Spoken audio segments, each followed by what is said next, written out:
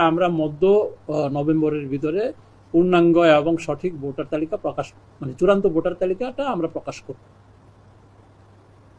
আপনি প্রশ্ন করেছেন যে জনগণ ফেব্রুয়ারিতে নির্বাচন হবে, সেই বিষয়ে একটু সন্দিহান। তা নির্বাচন কমিশন মনে করে না। নির্বাচন কমিশন মনে করে যে পত্রপত্রিকা, আপনাদের মাধ্যমে, মিডিয়ার খবর, সামাজিক মাধ্যম সবকিছু মিলে গ্রামীণ পর্যায়ে আমাদের জানার মধ্যে সবাই সচেষ্ট এবং সবাই জানতেছে যে আগামী ফেব্রুয়ারির প্রথমার্ধে রমজানের আগে নির্বাচনটি অনুষ্ঠিত হবে। বিশেষত আপনারা জানেন যে প্রধান উপদেষ্টা দেশের ভিতরে এবং বাইরে বিশ্বের যে কোনো দেশে উনি যাচ্ছেন, এই কথাটি বলছেন। তো সরকার এই বিষয়ে প্রচার প্রচারণা যেভাবে করছে, সেই হিসাবে আমি মনে করি যে জনগণ জানে যে ফেব্রুয়ারিতে নির্বাচন হবে। আর আরেকটি প্রশ্ন, আসলে প্রতিটা অফিসই একটা কর্ম পরিকল্পনা নিয়ে আগায়। যেমন ধরেন বাজেট, একটা ফিনান্সিয়াল ইয়ারে কত টাকা বাজেটে বরাদ্দ থাকবে, কোন খাতে ব্যয় হবে, ঠিক তদ্রূপ প্রত্যেকটা ডিপার্টমেন্টেরই, প্রত্যেকটা অফিসেরই একটা কর্ম পরিকল্পনা থাকে। তো সেই কর্ম পরিকল্পনা অনুযায়ী আমরা মনে করি যে আমাদের তফসিল ঘোষণার আগে আমরা যে সমস্ত নির্বাচন কমিশনের যে সমস্ত কাজ বা অন্যান্য ডিপার্টমেন্টের সাথে যে সমস্ত কাজ জড়িত, এগুলো আমরা নভেম্বরের মাঝামাঝি, সর্বোচ্চ নভেম্বরের শেষের দিকে আমাদের সব কিছু কমপ্লিট হবে এবং আমরা নির্বাচনের জন্য প্রস্তুত হব ইনশাআল্লাহ।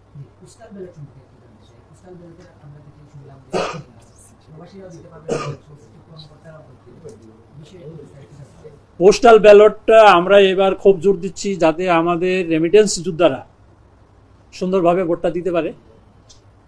আর নির্বাচনী কর্মকর্তা হিসেবে প্রায় 1.5 লক্ষ কর্মকর্তা কর্মচারী জড়িত থাকবেন। তারা যেহেতু নিজের এলাকায় থাকবেন না, অন্য এলাকায় ভোটের দায়িত্বে থাকবেন, তারাও যাতে এই ব্যালটের মাধ্যমে ভোট দিতে পারে সেজন্য আমরা ব্যবস্থা নিচ্ছি। পাশাপাশি যারা কয়েদি আসামি, যারা বিচারের অপেক্ষায় আছেন, হাজতে আছেন, তারাও যাতে ভোট দিতে পারেন এই হাজতে থেকে, কাস্টডিতে থেকে, সেই সুযোগ আমরা রাখছি।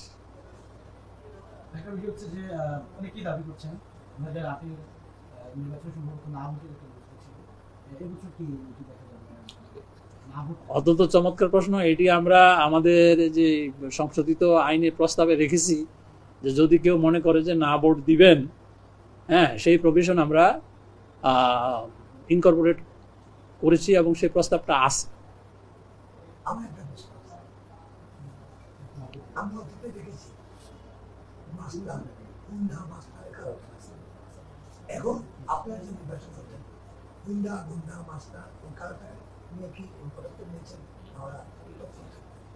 একটা স্বচ্ছ নিরপেক্ষ নির্বাচন করার জন্য এগুলো পূর্ব শর্ত, এবং সেটার জন্য আমরা আইন তৈরি করেছি, আচরণবিধি তৈরি করেছি, এবং এই আচরণবিধিতে এইগুলো আমরা ঢুকিয়েছি।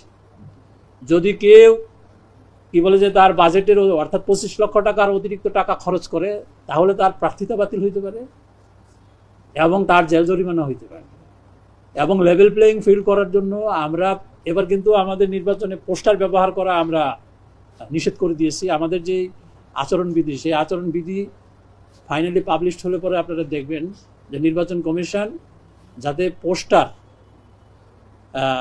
ব্যবহার করে যাতে পরিবেশের ক্ষতি না হয়, সেজন্য আমরা পোস্টার নিষিদ্ধ করতে চাচ্ছি।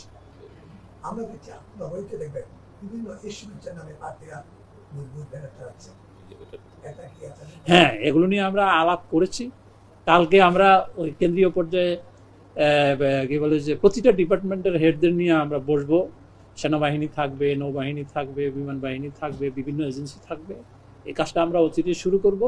তবে শিডিউল ডিক্লেয়ারের পরে এগুলো কিছুই থাকবে না, এগুলো সব আমরা অপসারণ করব। এর আগে আমরা চেষ্টা করব পলিটিক্যাল পার্টির যারা নেতৃবৃন্দ রয়েছেন তাদেরকে নিয়েও আমরা বসার প্রেক্ষিতে তাদেরকে অনুরোধ করব যে আপনাদের দলীয় যে নেতৃবৃন্দ এই পোস্টার, বিলবোর্ড এগুলো যেগুলো লাগিয়েছেন, দয়া করে আপনারা সরিয়ে নিন, এই অনুরোধটা আমরা রাখব। ধন্যবাদ।